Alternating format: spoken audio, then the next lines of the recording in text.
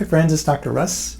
Today we have Brian on the table and he is complaining of soreness, kind of a grainy feeling, tightness, and just kind of not being right in the upper gluteals, and that's on both sides. Is that right, Brian? Yes. Yep, both sides. So as you can see, Brian is tall. He's about 6'4". Yeah. About 6'4". Spends a lot of time on the weekends in the garden, plays basketball, also has a very physical job still, or less so.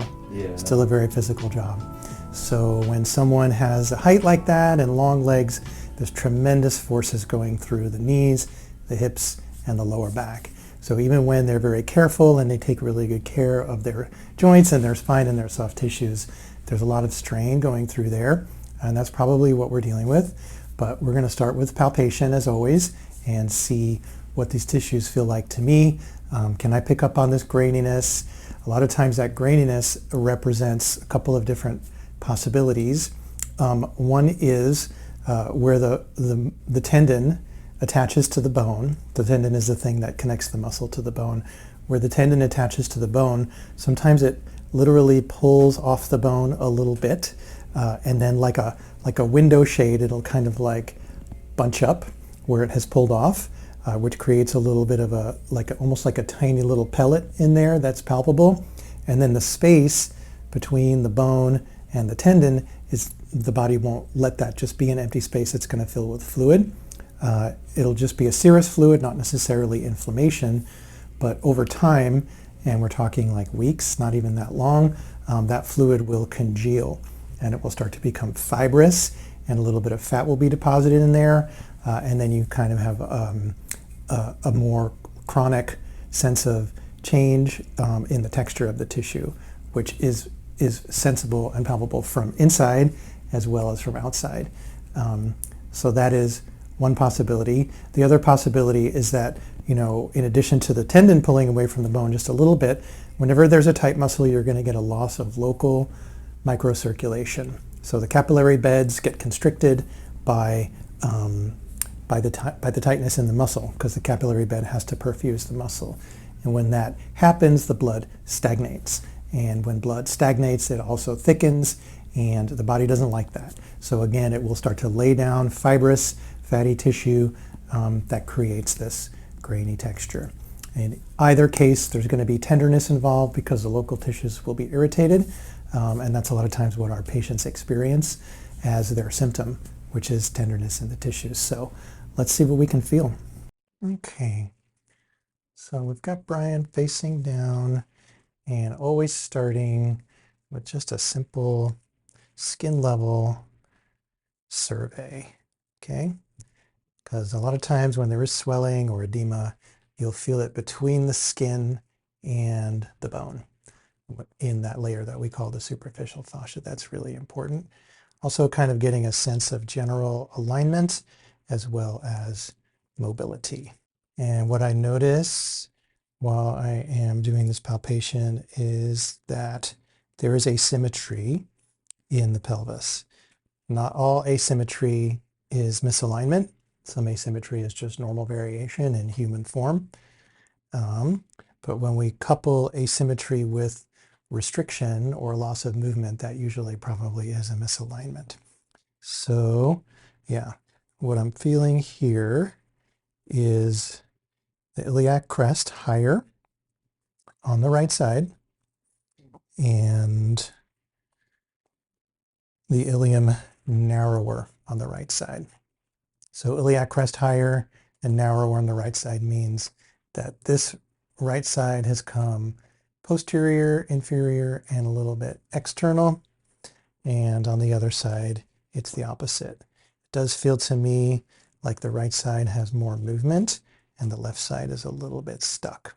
So we would, by convention, name the pelvic misalignment by what's going on the left, which would be anterior superior and internal, or ASIN, if you're following along at home.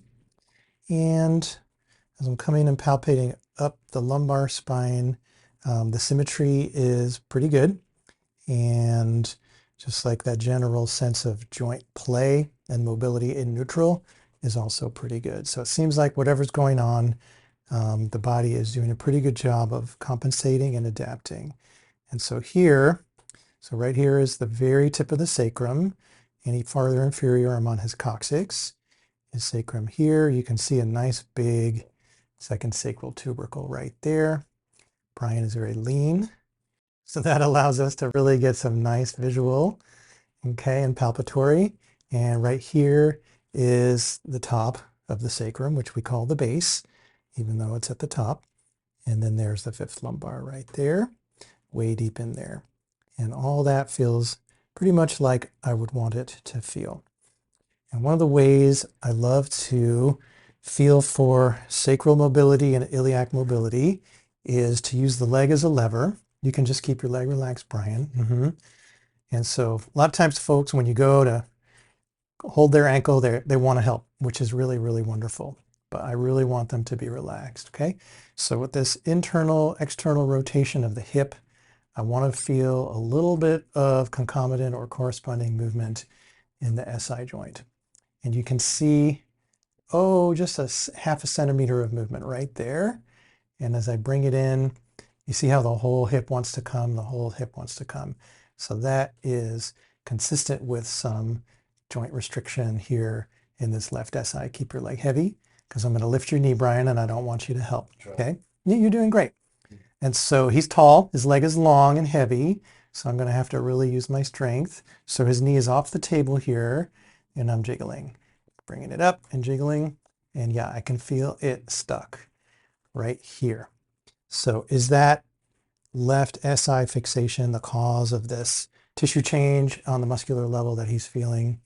I don't know, but it's definitely not helping, right? So especially again with a tall person, the forces going through the lower body are really tremendous. And we just want to make sure that all the joints and all the tissues are as adaptable and pliable as they can be,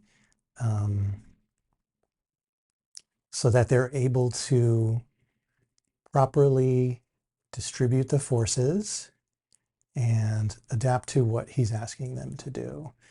The thing about like a car, you know, if your fuel tank is empty, you have a gauge and a warning light eventually that will come on to tell you you need to get some fuel. It's going to change your behavior. Our bodies actually aren't like that. If you have a stuck joint in your pelvis, you don't know, right? And until it really gets irritated and starts to hurt. And that only happens if you've been misusing it. So like, even though this is going on the left side of his pelvis, he's still playing basketball and doing yard work and doing physical job, as you should be. But that's just kind of a thing about the body. Most of these issues arise and are asymptomatic for quite some time. And by the time they become symptomatic, they've been there for a while. And that's one difference in like working with chronic issues as opposed to an acute injury. So if someone comes in with a twisted ankle and it's all swollen and sore and they can't walk on it, that's like the warning light on the dashboard, or your car stalled out. You're forced to change your behavior. So I'm feeling now through the gluteal fascia. You can see me. So here's the skin. We're getting a nice little flap of skin. And if I take a slightly bigger pinch, he doesn't have much adipose, but here I've got his adipose. And now here I've got the muscle. And where we're looking at is in the adipose layer, which is that superficial fascial layer between the skin and the muscle. And I can pick up on some textural change right here. It's a little bit grainy. As far as like comparing it to what I've felt on other people, it's not outrageously grainy. So that's a good thing. Sometimes people really do have a lot of fibrosis in their muscle tissue, a lot of scarring from abrupt injury or chronic overuse, but it really feels like this section, I might even be able to see it on the video. It's kind of snapping under my finger. Yeah, that is the piriformis and the gluteus maximus muscle, and that is definitely related to this joint being stuck, because these muscles are still trying to move this joint, and they're having a hard time with it, so they're getting overworked. So let's have a look at the right side. Again, apex of the sacrum. Here's his SI joint. It's so tall.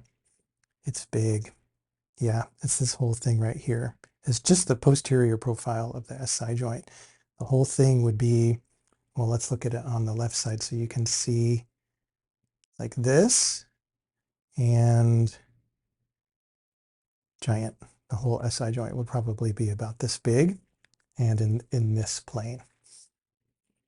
So on his right side, again, Brian, I'm going to pick up your foot. No helping, okay? Thank you. Yeah, can you see how much more free of movement this right SI joint and this right hip has? Still a little twangy right there through the piriformis and glute max. And I lift and jiggle, and that feels pretty mobile. So what we're going to do is we're going to treat the soft tissues first, and then we're going to do a gentle release of the left SI joint. And that's how we're going to do this. So Brian, if it's okay with you, I'd like to demonstrate cupping. Okay.